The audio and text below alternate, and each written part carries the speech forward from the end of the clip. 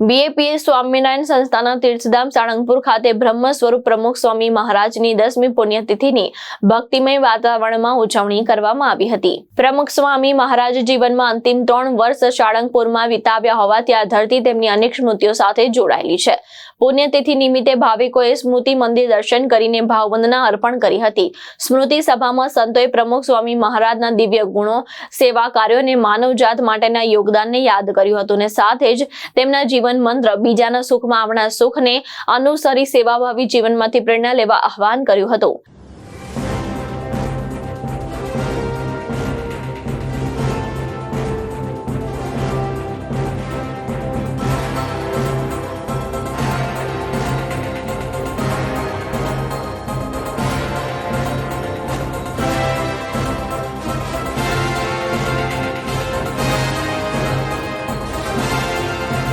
लालजी मेर दृष्टिकोण न्यूज बोटाद।